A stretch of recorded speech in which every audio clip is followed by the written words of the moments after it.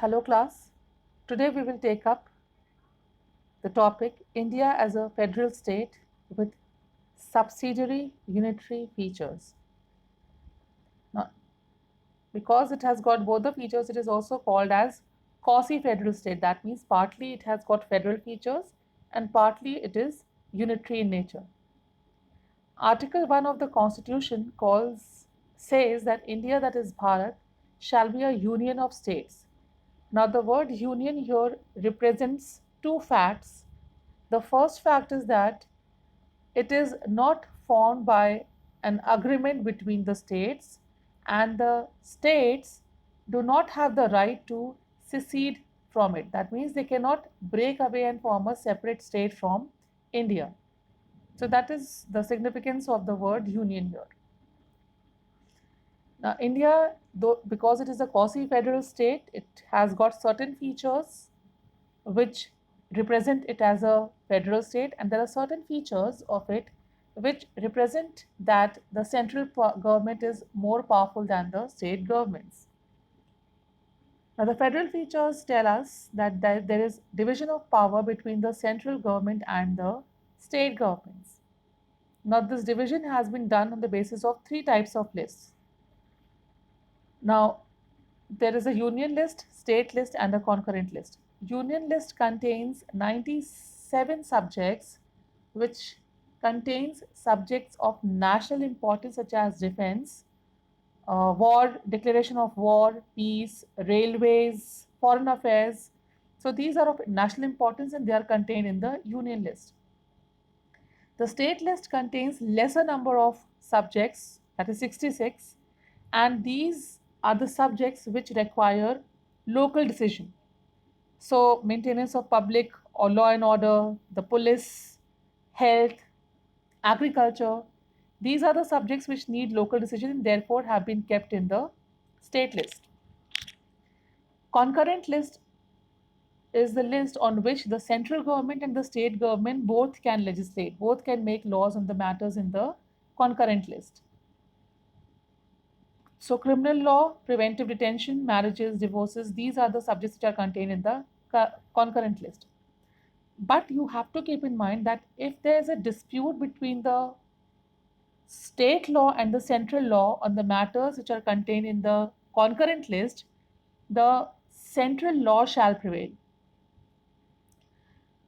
The residuary powers are vested with the central government.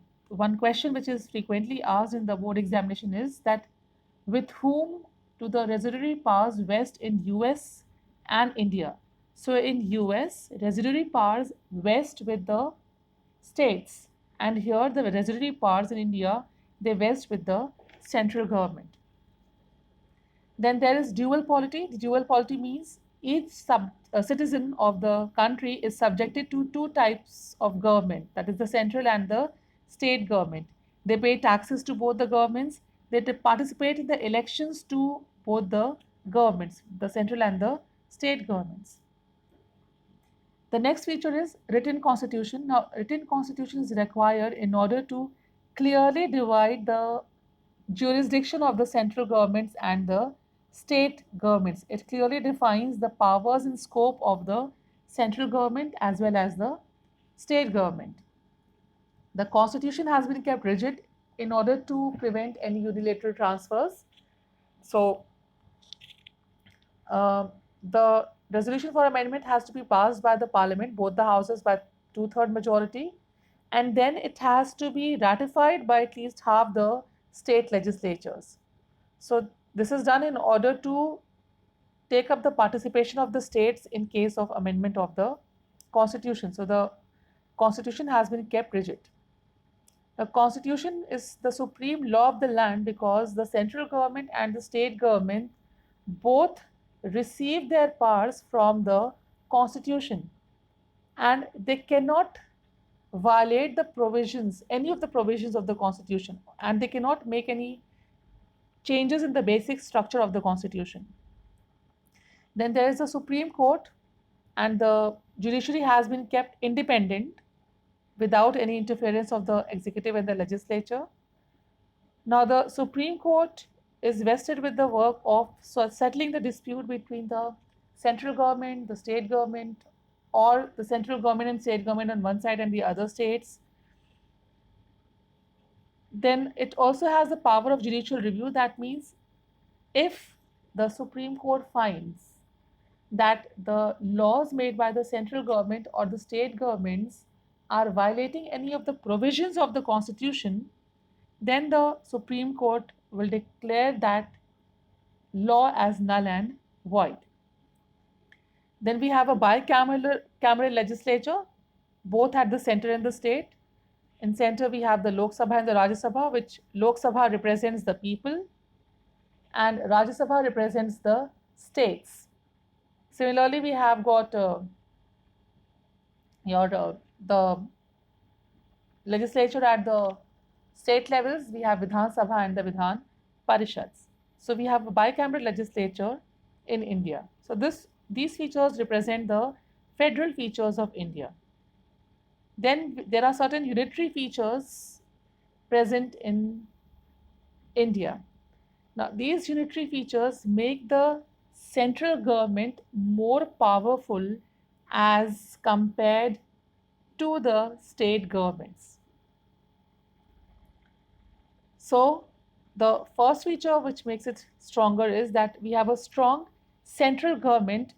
The reason being that 97 subjects have been kept with the central government. That means the central or the union list contains 97 subjects, and all these 97 subjects are of national importance. So the states have not been given the right to legislate on these matters. Besides that, there are 47 subjects in the concurrent list, but if there's a dispute between the state and the central laws, then the central law prevails. The residuary powers are vested with the central government, and the central government has been limiting the powers of the state government by including the matters from the state list and the concurrent list into the union list by declaring them of national importance. So this is how central government has become more powerful. Then the central government can reorganize the state and change their boundaries. We have seen that there have been increase in the number of states and the union territories. We have got 28 states now and we have got 9 union territories. And this has been done by the your parliament. Then there is limitation upon the jurisdiction of states on the subjects of state list. That means even the subjects which are contained in the state list, the power of the state can be limited on the matters in the state list to legislate. Now, how is it done? How is there a limitation on the subjects in the state list? Now, the governor is appointed by the president. He is not elected. The government of a state is appointed by the president. Now, a government can reserve any bill in the state legislature. If a bill is passed and is sent to the governor for signing so that it can become a law, he can reserve any bill for the assent of the president. And then on that particular matter, only the central government or the union parliament has the right to make law. So this is how the right of the states is limited. This is one way.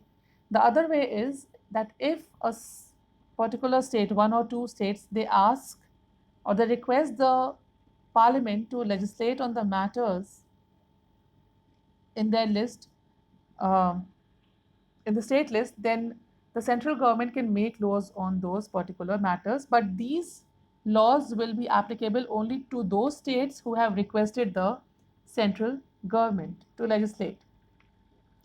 During emergency, the powers are withheld and the state government has the right to make laws on the matters contained in the state list.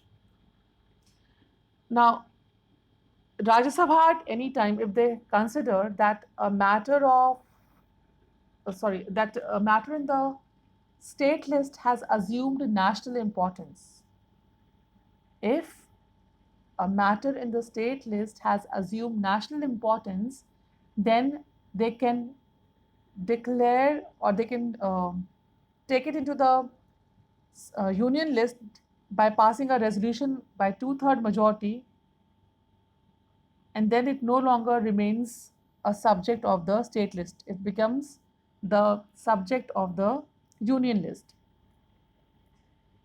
Then is the emergency situation. Now, there are three types of emergencies under Article 352, 356, and 360. Now, 352 is a national emergency.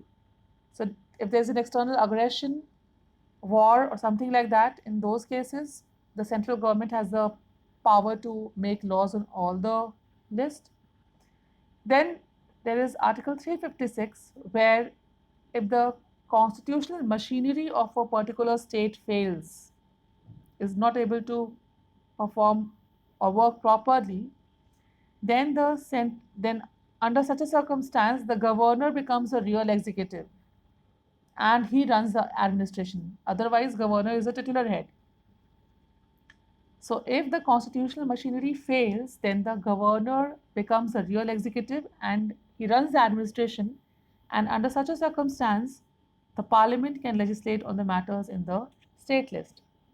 Then under 360 is the situation of financial emergency. Now, under such a situation, the states are duty bound to follow the instructions of the central government. So this is how the central government is more powerful than the state government. Then we have a single constitution for the center and the states. The state governments do not have a constitution for themselves. They derive their powers from a single constitution. Then the central government or the parliament can make unilateral amendments in most of the cases. The parliament alone can make changes in the constitution. Only the subjects which are mentioned or specified under Article 360 subsection 2, only those matters require the ratification of states for amendment. The rest, all the matters can be amended by the parliament alone by a two-third majority. So this shows that central government is more powerful in case of making amendments. Single citizenship. Now, in India, a citizen is a citizen of India. We do not have the citizenship of our respective states. Like we will not be called a citizen.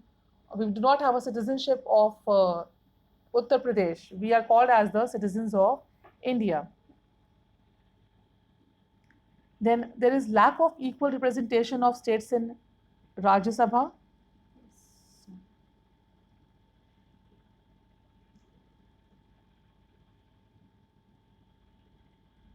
So there's lack of equal representation of states in Rajya Sabha because the number of members in Rajya Sabha from different states vary. It depends on the population of those countries, the number of constituencies which have been formed.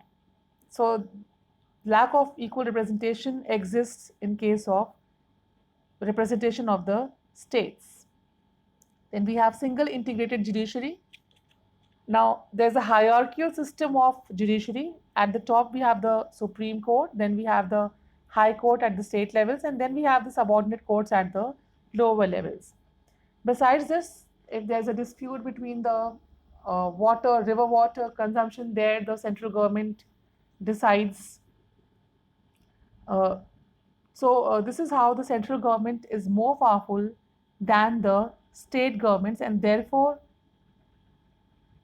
it has got unitary features with it. Now, the questions which are framed on it are that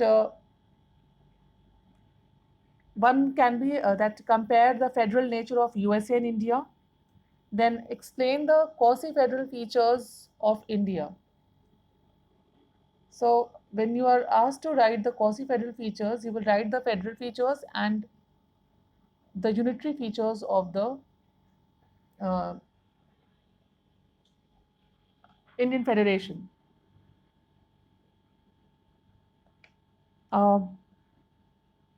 Now, one thing you must keep in mind, the short answer questions Uh, the most important one is that with whom does the residuary powers lie in USA and India? So there you will write in USA it lies with the states, and in India the residuary power rests with the center. I hope this topic is clear to you all. We will start with a new chapter in the next video. Try and solve the questions. If there's any problem, please do ask. Thank you.